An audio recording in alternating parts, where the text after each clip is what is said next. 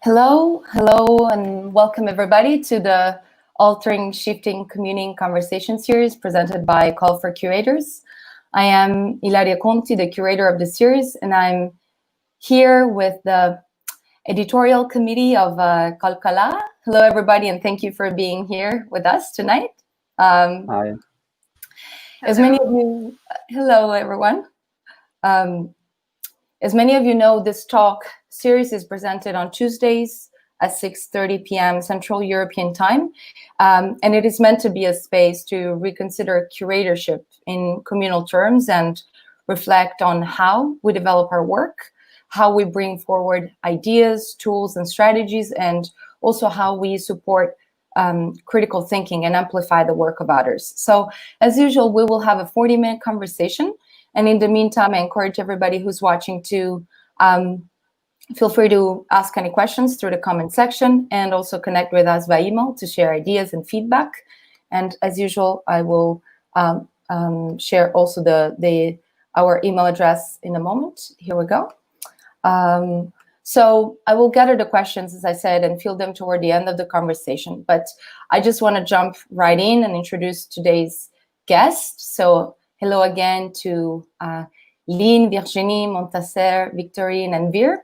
I am very happy to have all of you here because it is the first time that we actually welcome a whole group of collaborators rather than a single practitioner. So I'm very grateful for this, and I look forward to what this conversation will bring. So you all are part of the editorial committee of Qalqalah, which is an editorial and curatorial platform that was co-founded in 2018 by Virginie and Victorine, and is a platform that is dedicated to the production and circulation of research across art, theory, and literature in Arabic, English, and French. So it's interesting, I feel, because each one of you brings together multiple practices as curators or artists, designers, and researchers. And so I would love also to hear about that as we unpack what the project is about. For the time being, I encourage those who are watching to check out your full biographies. And here it is, the page where we gathered all of this information. But for now, please feel free to introduce yourself and just also tell us where you are, how you are. I always ask this at the beginning of these talks because I feel that the complexity of the past months is daunting. So it is not an easy answer. So please feel free to answer or not answer as you prefer and as you see fit. Maybe I can start. Yes, please. My name is Montasser. I'm a graphic designer and member of the editorial committee of Qalqalah since 3 months approximately. I've been collaborating with Victorine and Virginie a bit before on an exhibition they curated both. Right now I'm in my shared studio in Paris. I can follow if you'd like. I am Victorine, and I'm currently in Drancy, where I live. It's in the suburbs of Paris, and I am a curator, currently working apart from Qalqalah, of course, with an experimental micro-institution called the ALT School, based in Aubervilliers.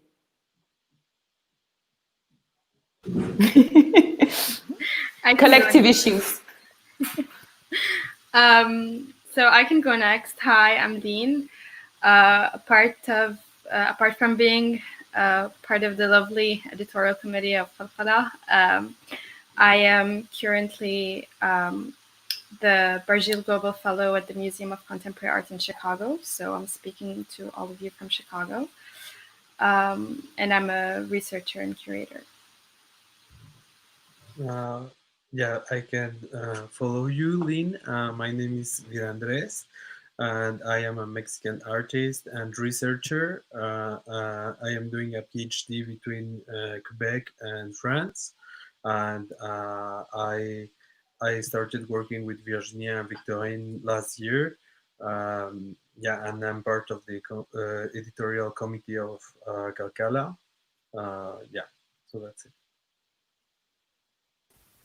Hi, so I'm Virginie. I'm a cultural worker working across curating, translation, and research. And I'm based between a house in a rural area in Normandy and the city of Vienna, where I'm a PhD candidate at the Academy of Fine Arts.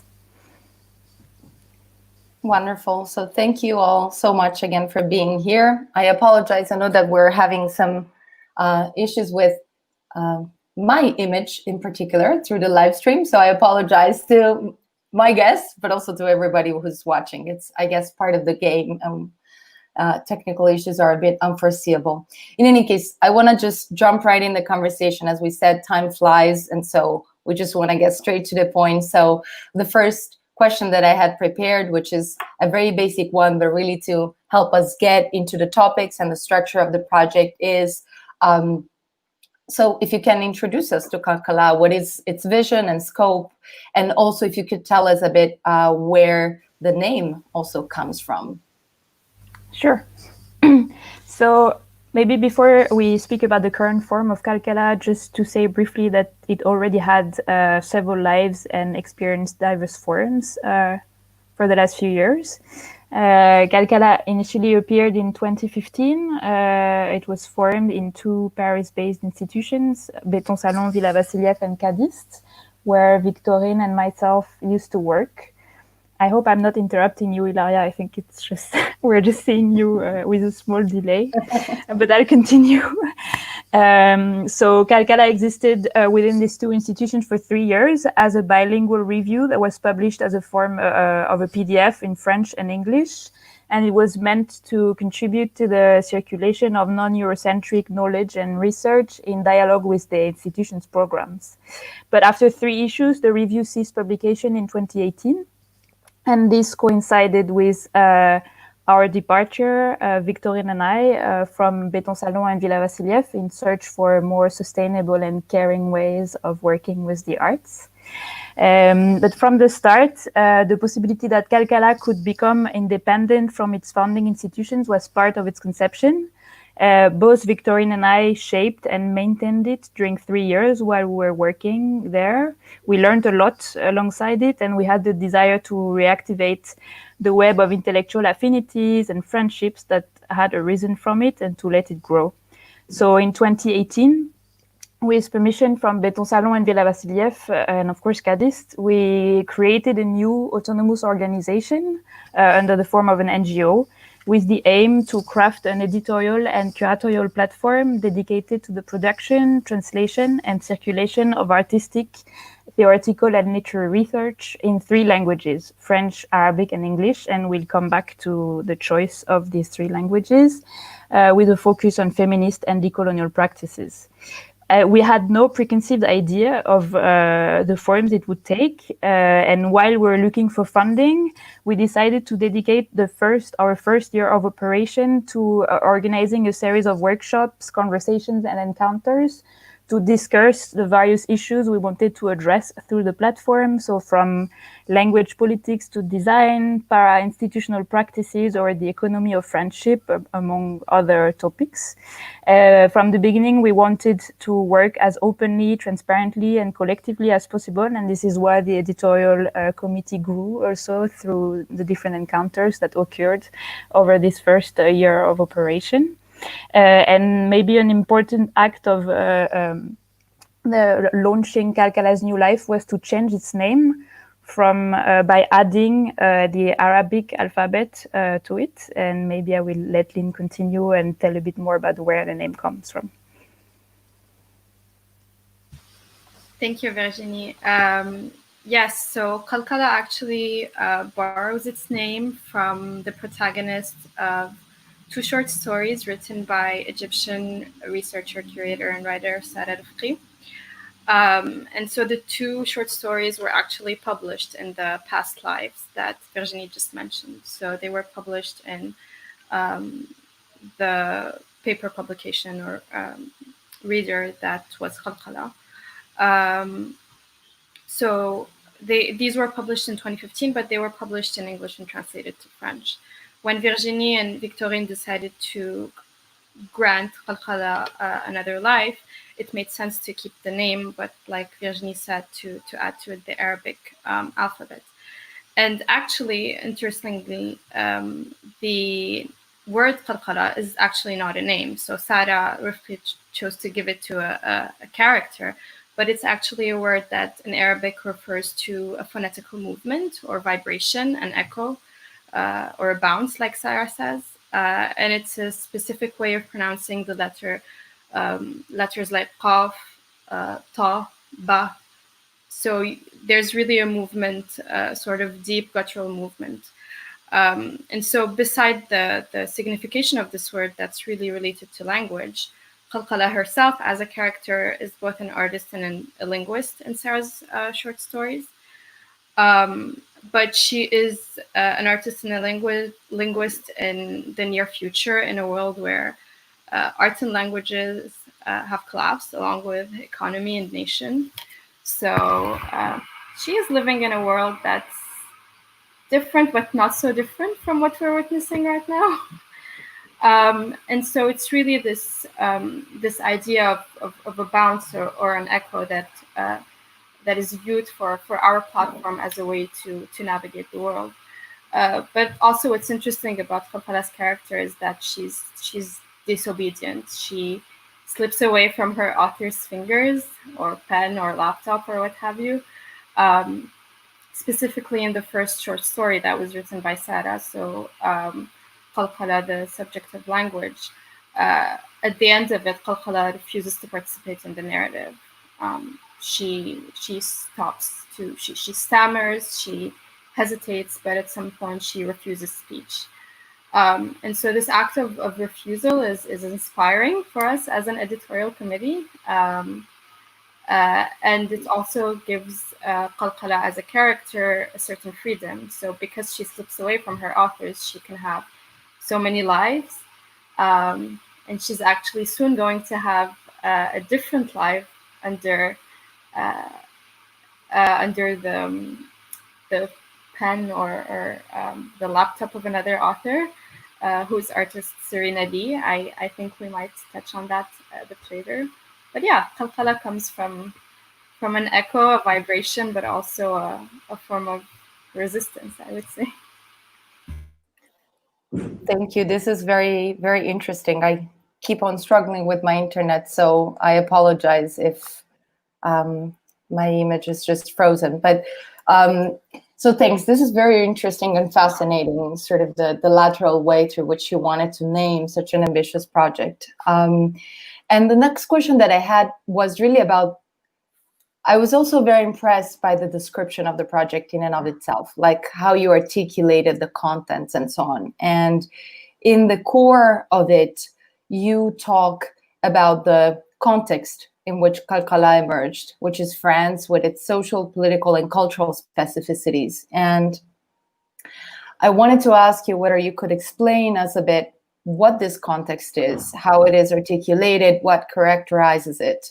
And I'm asking this also in light of something that I was mentioning before, which is that I have the feeling that sometimes France is not always present in people's minds when talking about issues of systemic racism and colonial heritage paired with, very importantly, present-day forms of colonization and cultural hegemony. So I wanted to ask you, I feel it's always very important for us to ask this sort of question, to really root, for people to understand how the project is rooted in its context, you know, or its multiple contexts.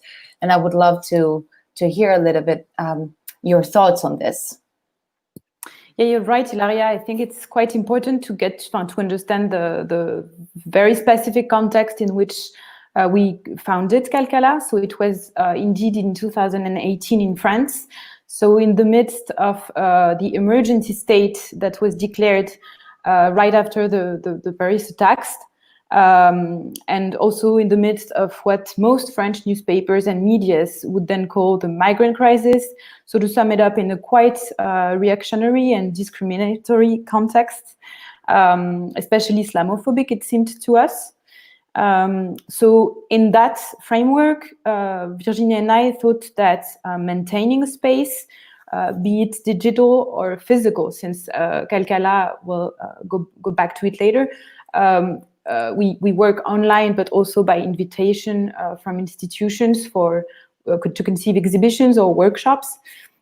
So yeah, be it digital or physical, we wanted to create sort of a transnational and multilingual space for arts, research and exchange, also to fight back in a way in that specific context. But I let Montasser go on about those very specific issues that are not discussed enough in France. Maybe just before I'll give you la parole, sorry, Montasser, I would, sorry, I would like, no problem. I just would like to add that basically to us it was important to imagine this feminist, inclusive and intersectional space as a para-institution that we would collectively invent online and in the making. That's why basically the question of translation as a tool for the production and reception of a situated knowledge is that much important for us, because it's capable of making visible the relations of power at play between languages and context, and those relations are mainly dismissed in France. I think it's quite visible at the moment with the current political reactions to decolonial discourses.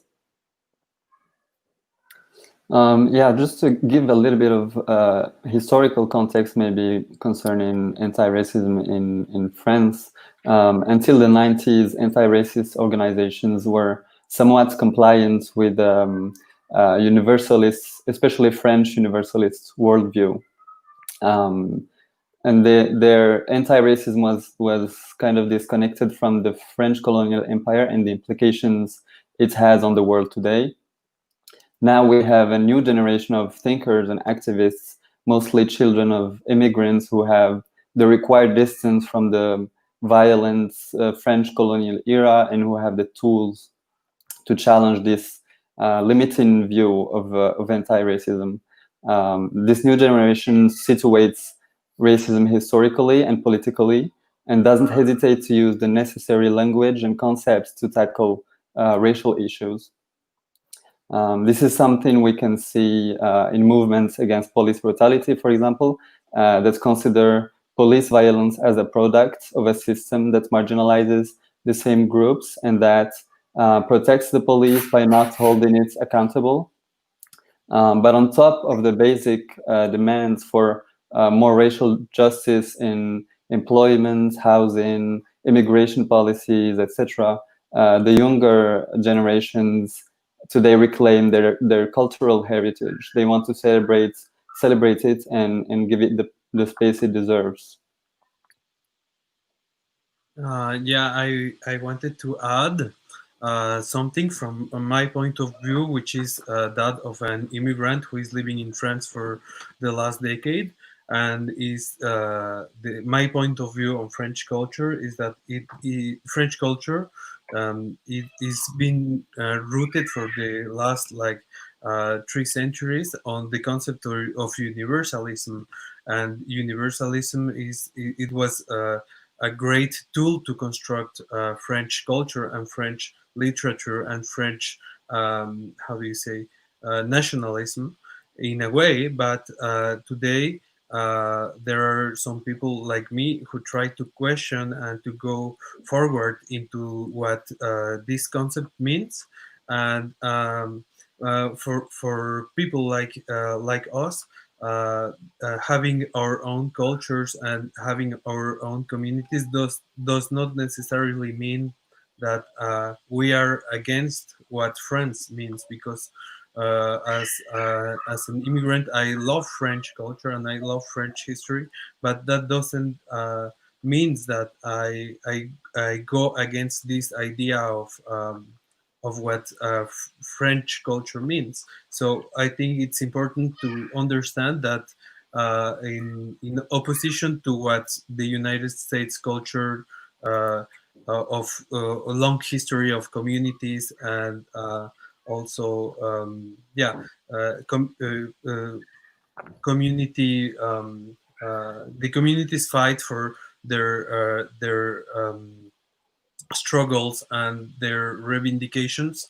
It's really different in France because it is bad seen in the French discourse, and we can see it not longer than yesterday, because there are many articles like in the New York Times where French activists Rokhaya Diallo and Maboula Soumaoro speak about how it is a taboo question to speak about race, to speak about religion in the French society. So I think Qalqalah is born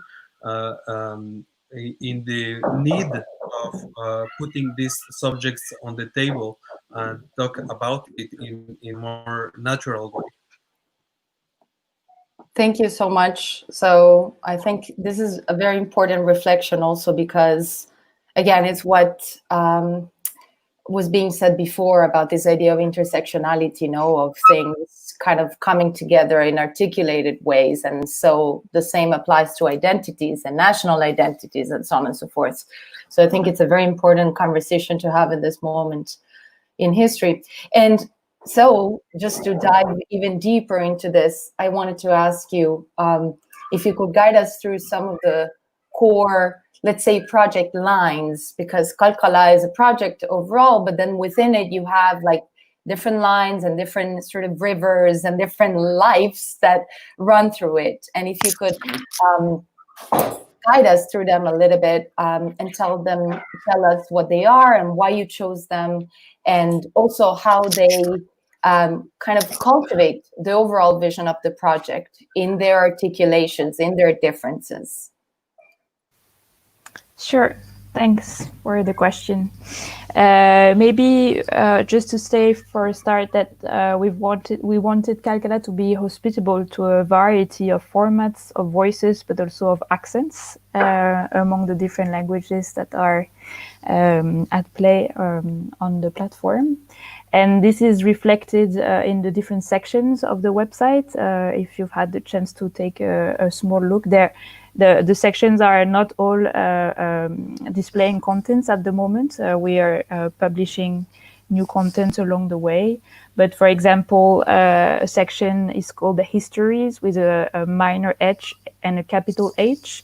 In English, it could have been called their stories or her stories. We hesitated a lot, but we also had to compose with the different possible translations of these newly formed words. They don't play the same way in English, French, or Arabic.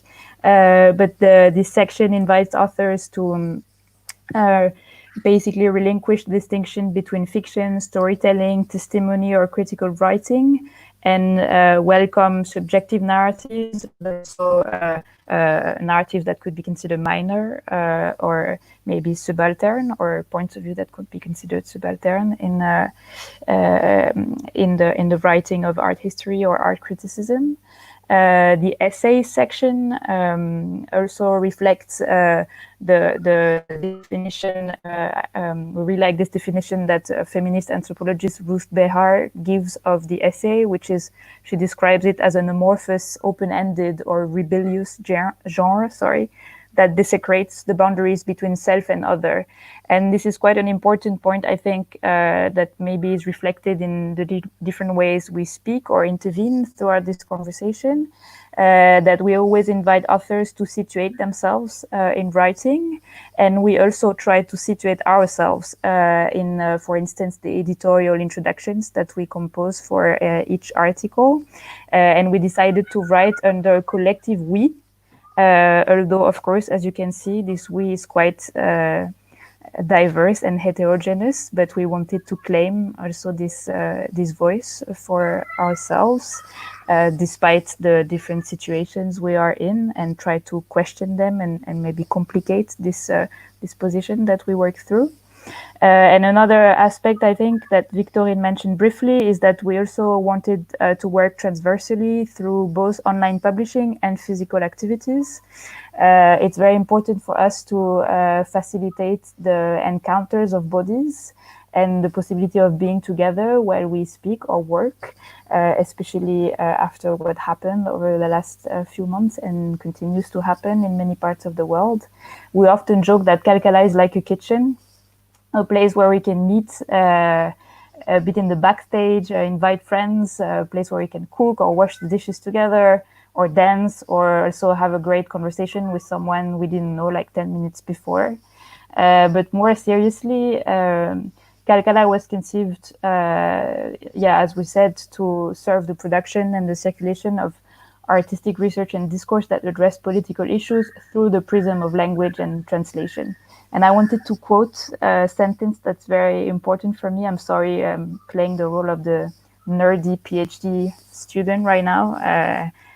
I will open the quote by Emily Apter, which has an amazing way of describing translation.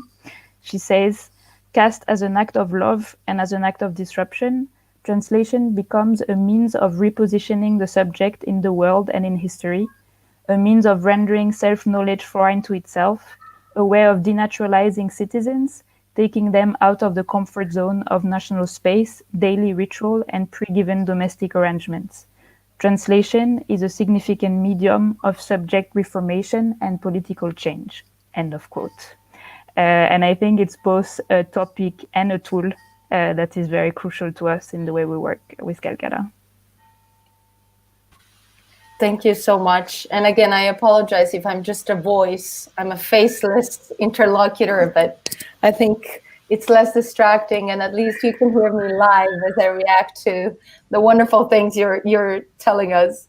So the other thing that, again, I wanted to kind of push it further and further and deeper, and to ask you also to kind of walk us through some of the examples, like specific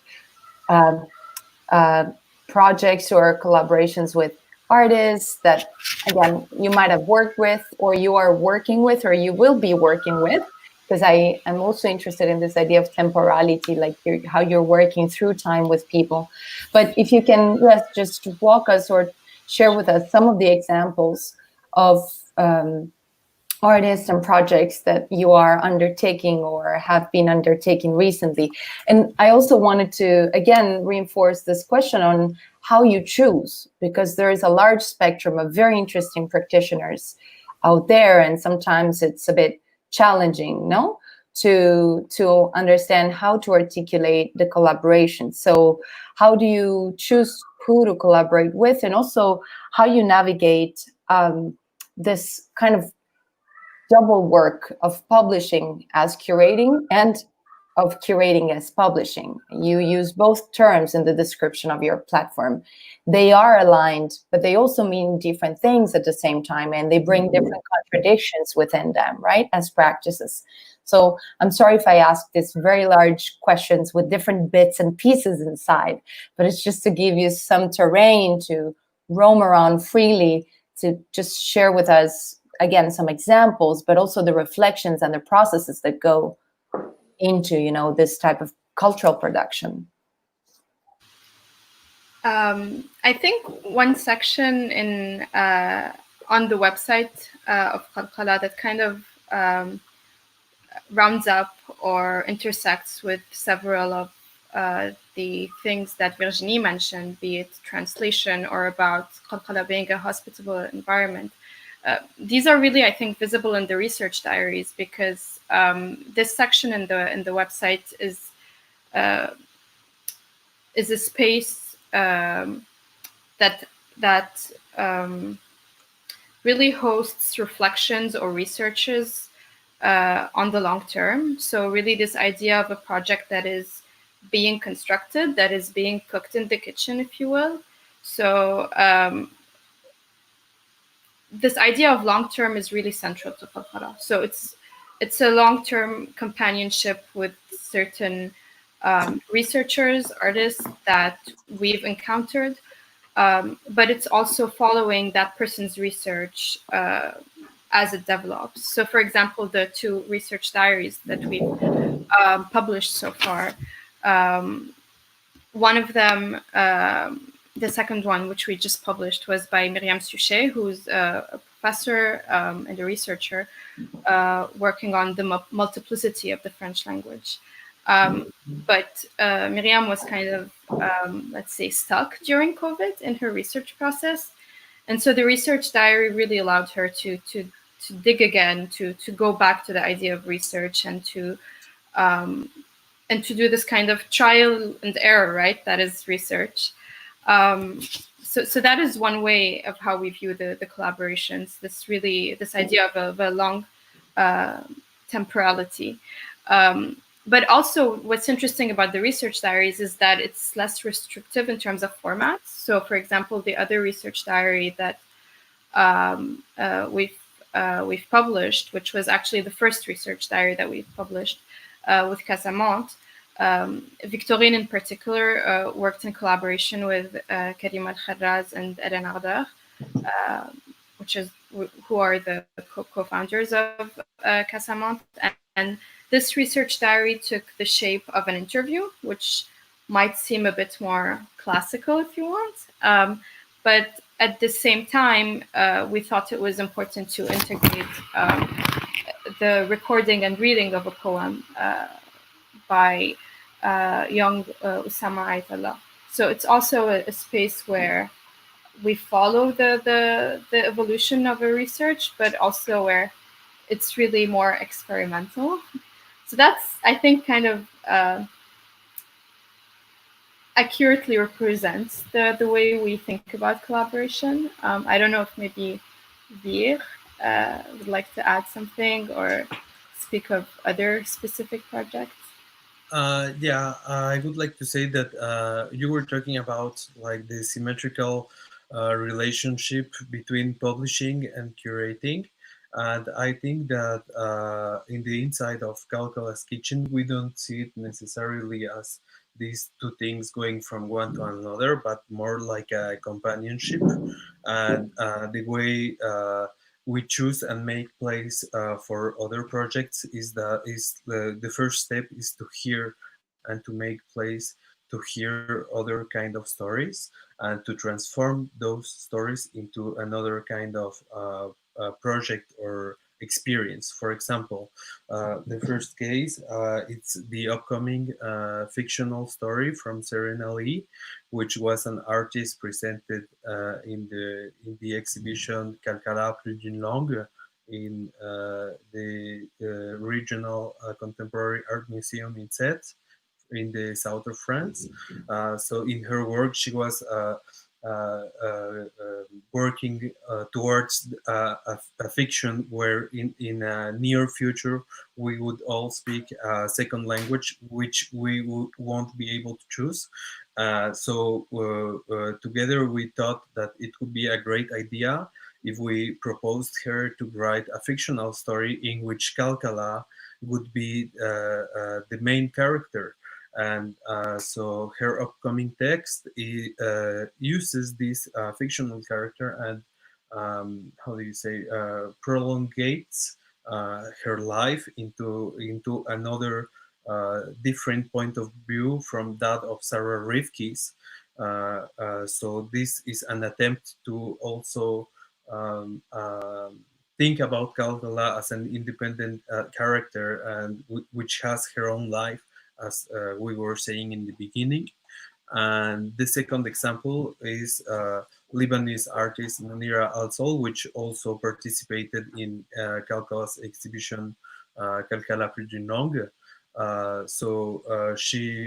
Munira Al-Sol's work with editions and fictions that she creates, and for instance the magazine Noir, which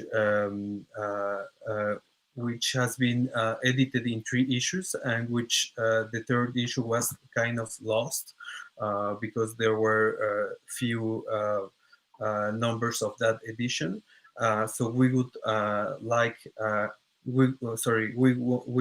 we are presenting a workshop in Montpellier in the south of France in an institution called CCN. which is the choreographic national center in southern France. And we invite Munira also to come and share with the students of performance and dance a performative reenactment of her Noah magazine.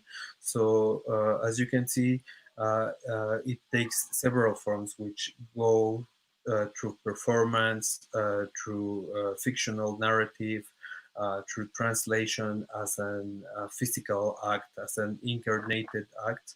So for me, it goes in the inside of this companioning concept.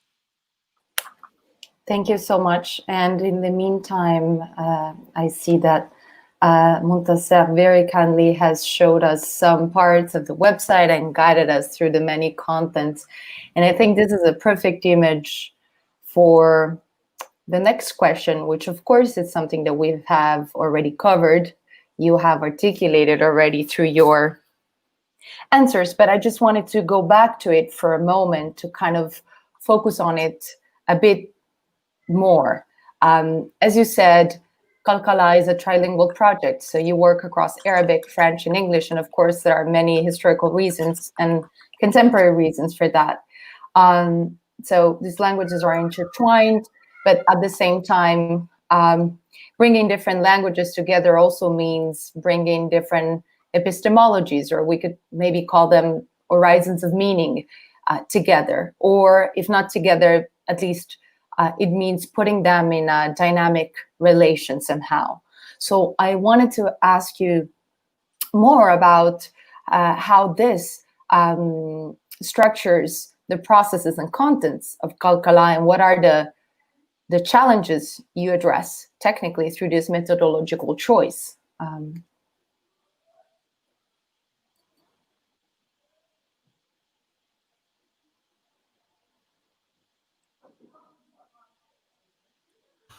Who wants to take it? I can speak of the challenges about the language, but maybe Montasser can also introduce it by speaking about the more graphic design aspect of working with three languages. Yeah, I can start by giving a little bit of background on a research that I made on postmaster's program on typography, on Arabic typography, because it was the start. The visual identity of Qalqalah and the work that we've done on the graphic design and set design or scenography of the exhibition was very linked to that work. So between 2016 and 2018, I conducted a research focused on Arabic typography. My goal was to explore contemporary Arabic typography, but through the lens of the history of typesetting and printmaking since the 1500s, and these techniques that were made initially for Latin typography, but Arabic typography, like many other non-Latin scripts, had to fit into inadequate typesetting machines and printmaking techniques. And this obviously had a tremendous effect on the forms of the letters that we've been making since then. And today, even though these techniques are obsolete and we have much more freedom on the way we construct the letters with the digital era and the digital type design, we have also we still have a huge. Latin typography still has a huge influence on Arabic typography. There is a kind of standard of how letters should look modern, and we use that standard for so many scripts, although these are standards that initially were thought and made for Latin typography. So the idea was to explore Arabic calligraphy, which is the main way we've been writing Arabic during centuries in North Africa and in the Middle East, and mostly on the Nasr calligraphy, which is the calligraphic style that we use the most for inscribing long texts. So it's the most legible, yeah. So my work at the postmasters was to build a set of typefaces, but here on Qalqalah's identity, the idea was just to merge or to bring together two styles of typography that are that we consider generally as being opposite.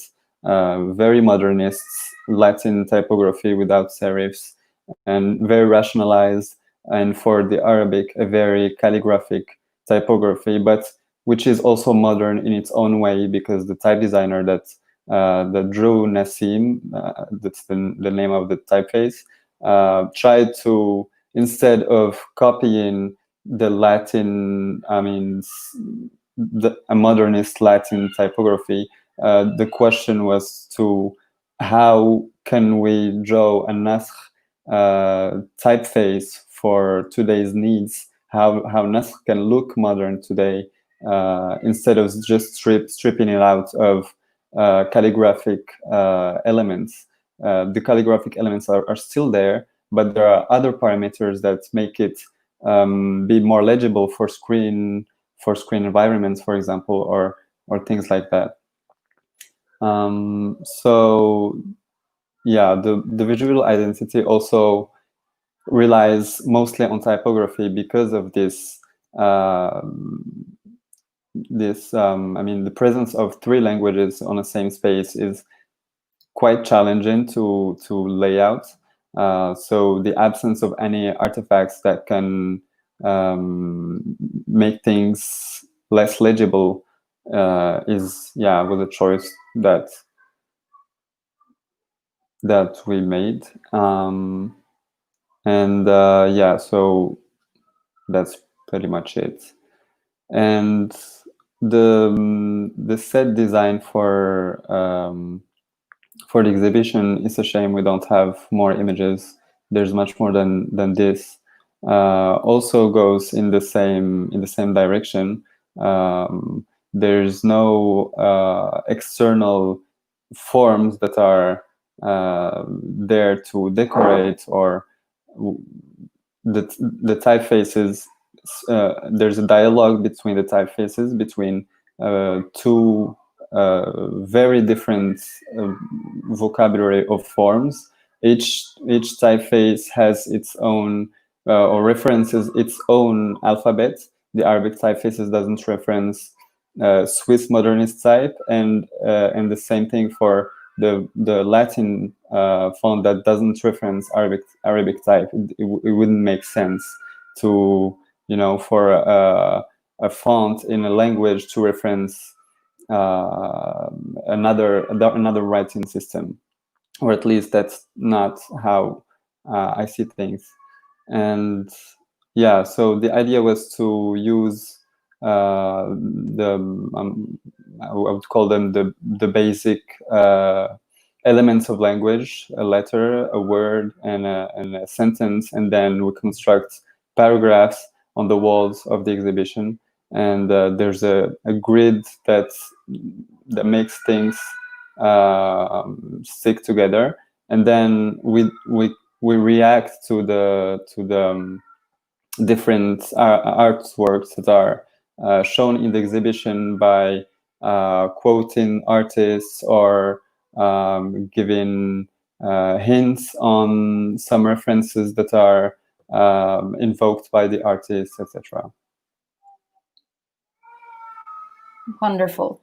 Thank you so much for this. So I see that really time is flying, and this is no news. It's always like this, actually. But so I'm just going to jump to the next question. And I wanted to talk also again about Qalqalah as a project. in the organizational sense. So of course you have an infrastructure, you need to have funding, you need to have a whole set of systems in place in order for this project to stay alive and to continue to grow. So what I wanted to ask you also goes back to another very interesting part of the core description of the project, in which you say, and here I am also quoting like Virginie did before, a part of your description where you say that Qalqalah strives within its means to create and share resources, including economical ones, with its contributors. So I wanted to ask you basically how overall the project is structured ethically. So on the one hand, how are decisional processes structured inside the project? How do you find and share and manage resources? And how do you address also the question of sustainability, which is inevitably central, right, to projects like this one? So if you can, I think that all of this really sits within an ethical sphere of how we conduct work, how we conceive of the work we do, how we run it materially, also practically, right? In our internal relationships and in the relationships with workers and collaborators around us. And I know, again, it's a very broad question, so please feel free to share any elements that you feel might be most relevant or that might be very urgent for you in this moment, because I know that that's also an evolution in thinking, right? Things change as a project grows or changes. So, but I wanted to really ask you to address this ethical issue, which is also a political one, inevitably, for independent projects and organizations. Wow, that would deserve a whole new hour, I think, to answer this question. But I will maybe try to answer it first on a quite concrete level, which is the way we manage resources. And then I will maybe hand the floor to my colleagues to speak maybe more about ethical or collaboration-related questions. But on a very concrete basis, the first thing which bridges economical and ethical positions is that we are we committed to pay the authors and the translators that we are working with. And I know it sounds like a very basic thing to do, but we often find out in the invitations we receive that it's not always the case. And even if it's modest fees, we really commit to actually provide fees. And this is why we work slowly, because we do not receive any structural funding. We rely on call for applications and external invitations in order to generate budget for the platform. So the way we've been operating so far, we received 2 grants from 2 public bodies, the CNAP and the DICREAM, which we thank here gratefully, and they allowed us to actually finance the production and the design of the platform. Because we also, of course, paid Montasser and Sylvain, the web developer, for the work they provided to produce a platform.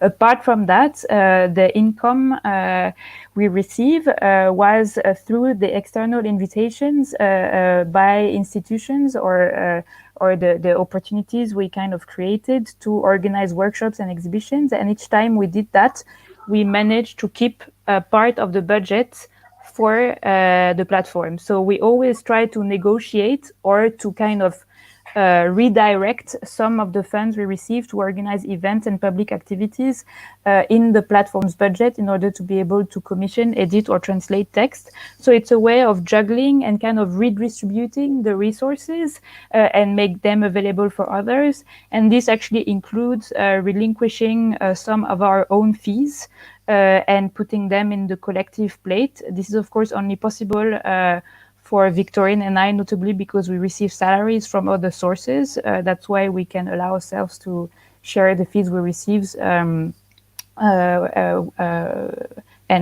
redirect them into the platform. As you mentioned briefly before we came live, there is also a membership system, which we haven't activated at all. So right now it's not a huge source of income for us, but we hope to work on it further.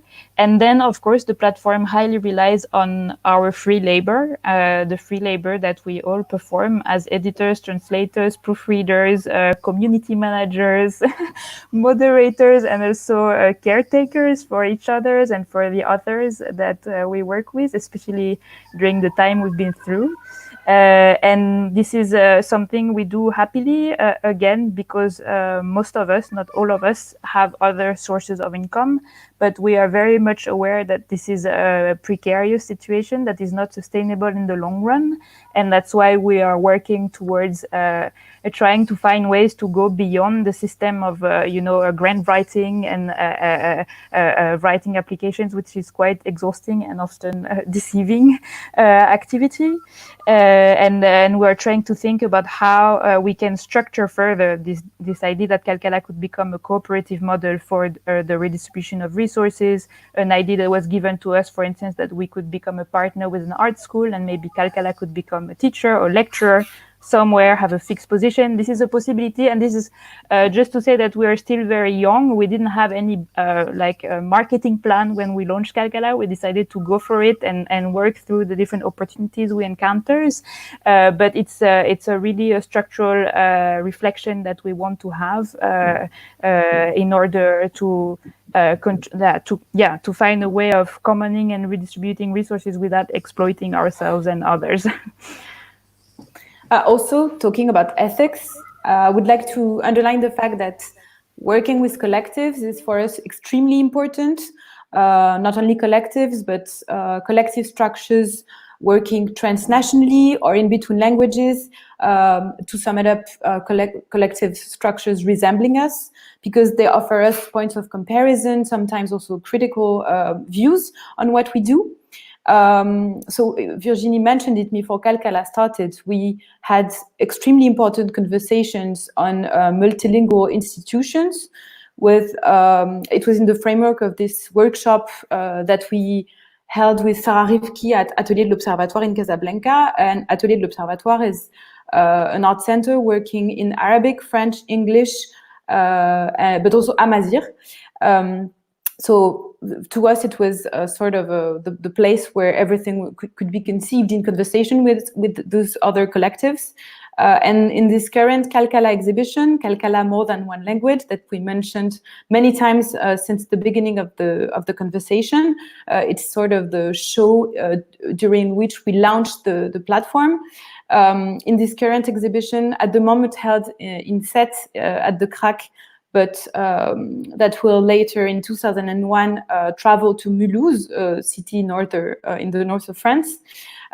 We exhibit, among other artists, 4 collectives working in between languages. So Hera's publishing practices, scriptings, the Institute for Incongruous, very difficult word to say for me, translation, and also in a way temporary art platform, a collective institution based in Beirut. And maybe I would just like to underline that Hera's publishing practice is a very important collaboration for us, since they carry a long-term research on bilingualism in Arabic art institutions, and the way this bilingualism has transformative effects.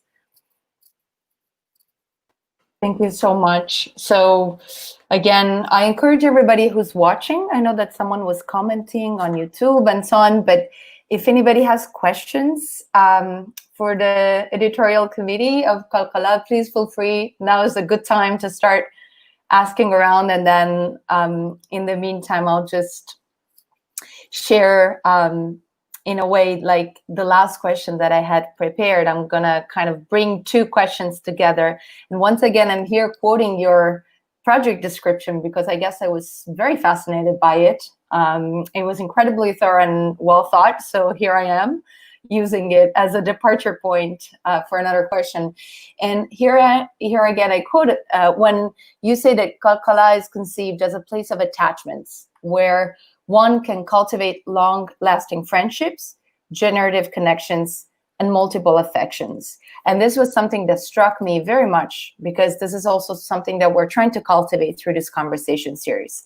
This idea of care, the notion of care, the notion of staying human, the notion of sort of creating networks of affection, and of doing so radically and critically.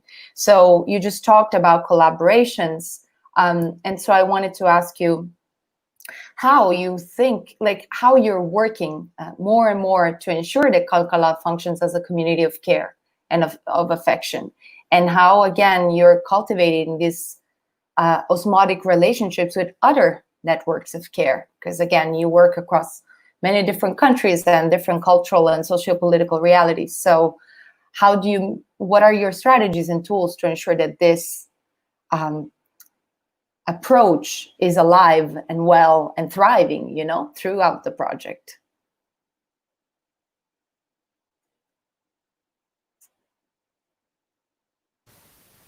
You should unmute yourself. Let's see. Sorry.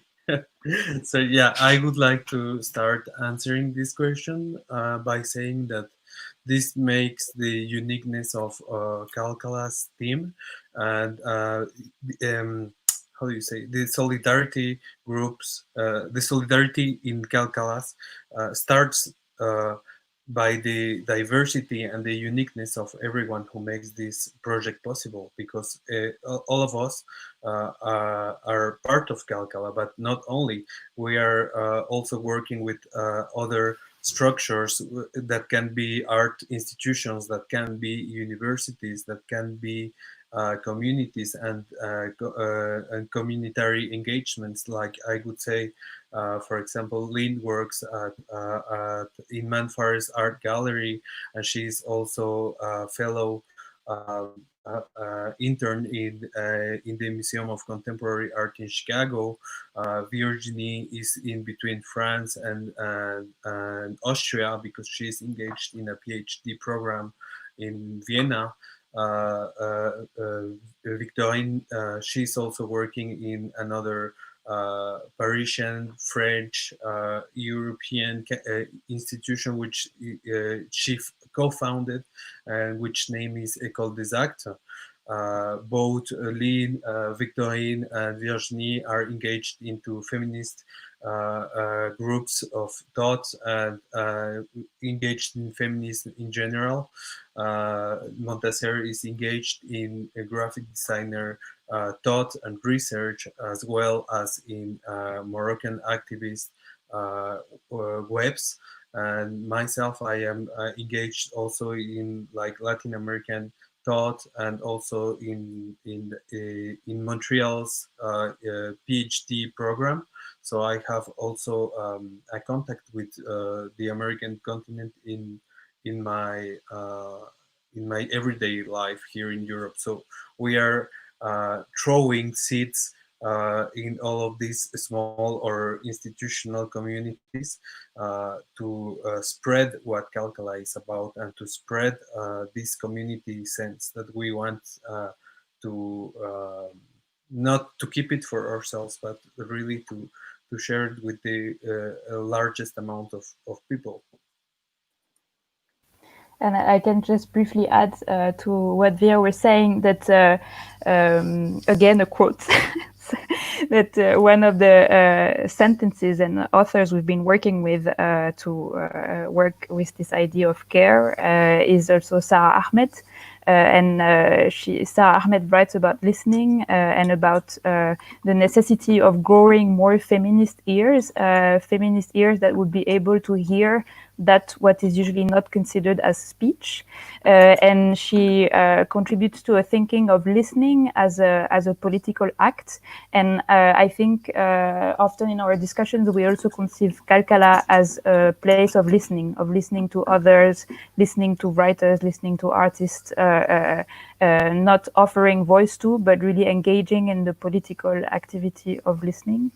And this is, we actually borrowed this sentence, this expression by Sarah Ahmed to name a care package that we're invited to conceive by the MAG Foundation. They released several care packages during the lockdown, and I think we can share the link afterwards. It's a moment where we also try to take care of each other, and by sharing some pieces of music and maybe more light and joyful elements, and to listen together. Thank you so much, Virginie. And yes, please feel free to share links with us. As always, we are very happy to post on our page all the links and resources that our guests want to share. I think it's a wonderful opportunity to really expand beyond the contents of the talk. Of course, there's only so much that we can cover, right? And as we wrap up, I just wanted to share again with whoever's watching the link to the project so that they could have a look.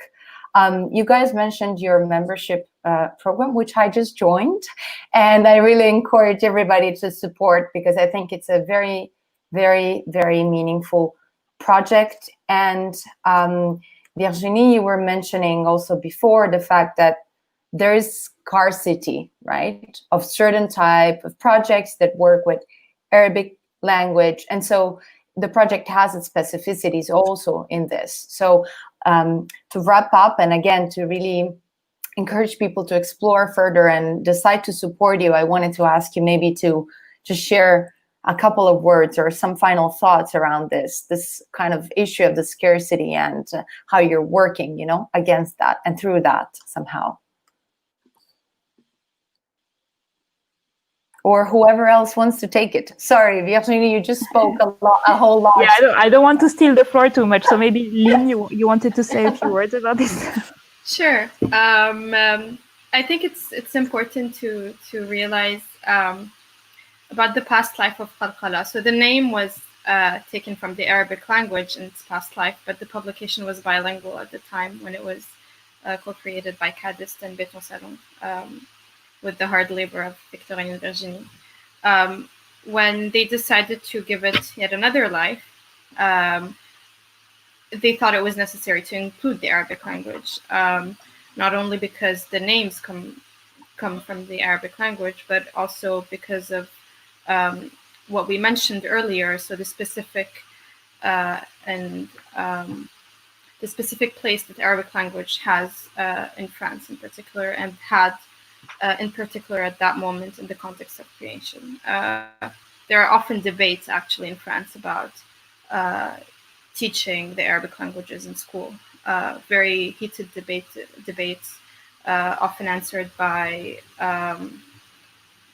from reactionary points of view, with the refusal of the Arabic language and really its equation with a form of fundamentalism. So it was important to put the Arabic language forward, but today we also acknowledge that this is translating in Arabic is one of the things that we can't do fully internally. So we were talking about sustainability, and so we don't all speak the various languages equally. So we all also have limited capacity. So if I were to speak for myself, I can proofread or review something in Arabic. I can't do a full translation, let's say, or not. It depends on the amount of on the length of the text.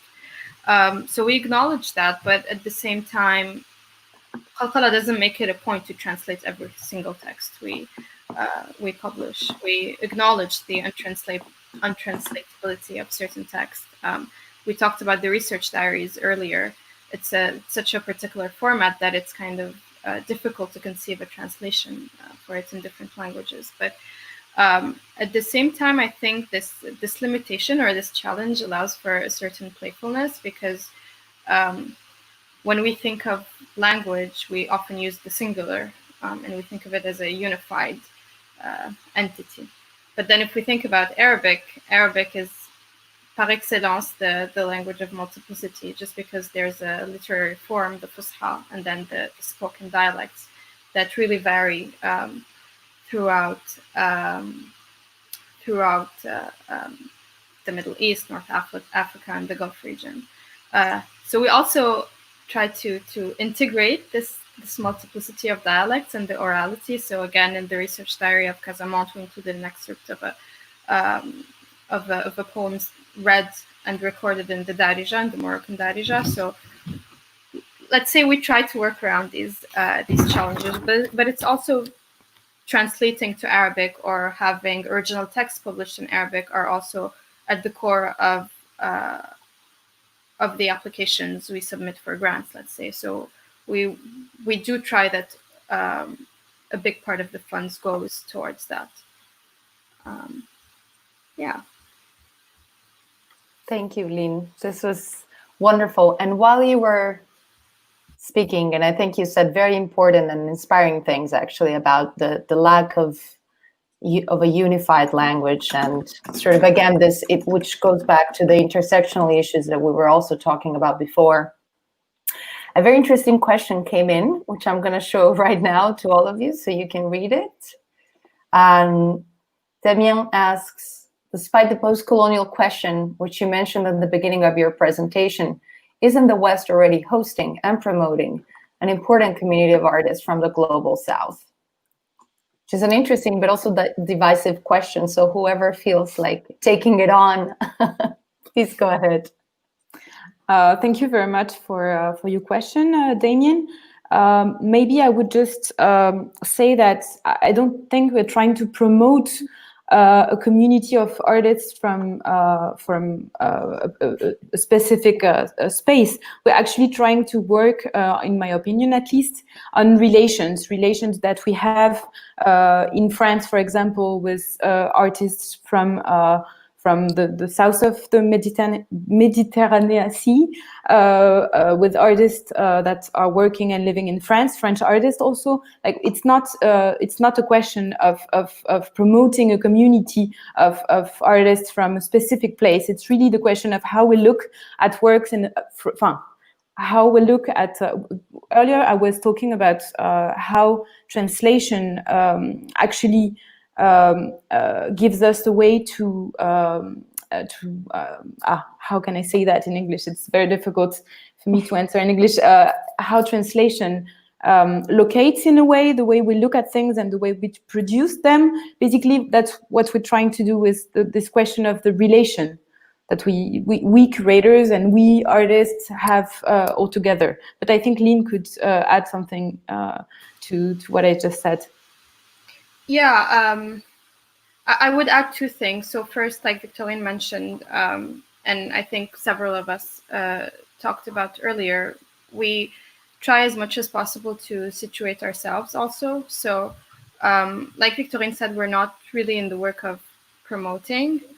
And we also acknowledge our respective positions. So for example, Montasser's relation of someone who is Moroccan and who's part of, let's say, the Moroccan diaspora in France, but also return regularly to Morocco is completely different from, let's say, my own relation to the Arab world, which is a relation to Syria, but that has been kind of a place I have been far from for a while. So we also try to acknowledge these various positions. And just to go back to the idea of promoting artists from the global South, I think we've seen, especially lately, in the light of what was happening in the United States in particular. So again, about situating oneself, I'm speaking from the States.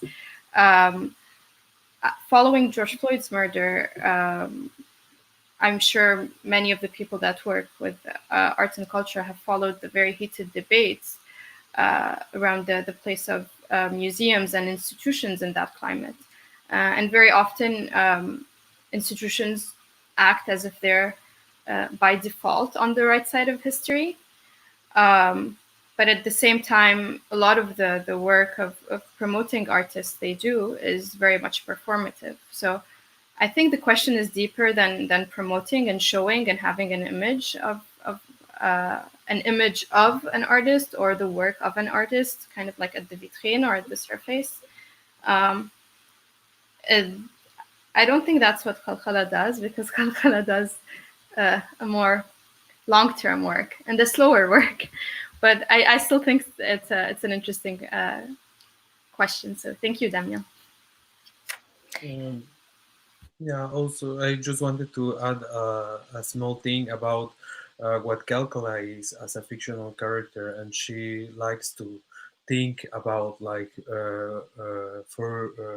forgotten languages and how we can or not reactivate them. And I think to think about language as a possibility to create new kinds of utopia, it's an important thing for Qalqalah, and not to think it as uh, something from the Western countries versus the global South or something like this, but to try to think as language as a tool to foreseeing the future, and to take out the language from nationalist discourse. Yeah. Thank you very much for this. So I would say that you've been very generous with your knowledge and your time, and I'm really, really grateful for this. I think we've touched on so many interesting aspects that are not necessarily on the surface of the project and really require the time. So thank you for taking this time to share with us and articulate all these things with us. I hope that whoever's been watching this will continue to follow the amazing work that you do. Once again, just one last time, I'm going to share the link here for people who may want to watch. We've had very, very nice comments on YouTube and Facebook, so I'll share them with you later. I'm just going to thank you one last time and wrap up. I'm going to try to appear one last time, but no, I see that I'm still frozen again, so it's just definitely not working for me today. So thank you all. Thank you for your time and for your generosity. I really, really appreciate it. Thank you very much. Thank you so much, Lara. It was a pleasure. And for everybody else who's watching, thank you also for your attention and your time. We will be back next Tuesday, same time, 6:30 p.m. Central European Summer Time. And we will announce our speaker this week. So I encourage everybody to stay tuned or to subscribe to the newsletter. So here's the page where you can find the information. So thank you again, and have a wonderful evening, everyone.